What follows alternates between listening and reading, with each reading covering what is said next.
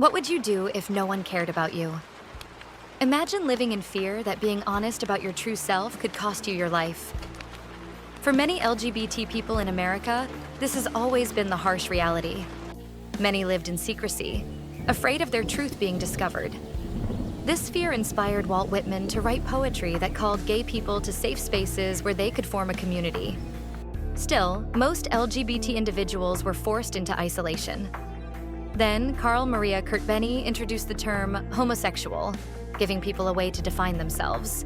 And writers like Alice Dunbar Nelson, who boldly lived as a biracial bisexual woman, shared stories that highlighted LGBT experiences. Similarly, the two-spirit Zuni Native American We'wha impressed President Grover Cleveland but faced vilification when her truth became public. Over time, LGBT people began finding safe spaces and more representation in art, literature, and theater. When America called women to serve during wartime, lesbian contingents in the Women's Army Corps created environments where they could be themselves. Many of these women refused to return to traditional roles after the war, helping pave the way for change. The fight for equality gained momentum, with people publicly demanding livable communities and LGBT rights. Scientific studies eventually proved that homosexuality was not a mental illness, ending the practice of institutionalizing LGBT individuals. While gender nonconformists faced growing challenges, their resilience sparked courage across the community, leading to acts of defiance in donut shops, cafeterias, and bars. Magnus Hirschfeld's efforts to create a safe haven for LGBTQ individuals inspired Henry Gerber to establish the Society for Human Rights, laying the groundwork for countless LGBT organizations.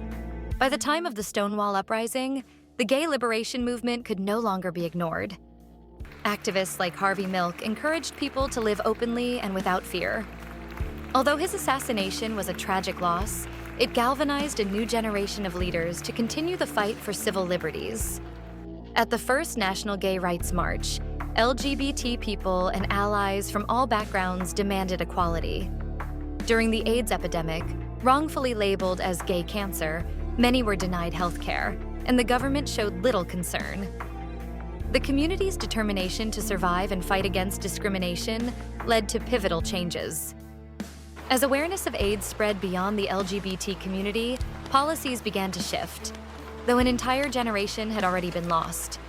Homophobia and transphobia led to further violence and loss, but activists successfully lobbied for anti-discrimination laws and marriage equality.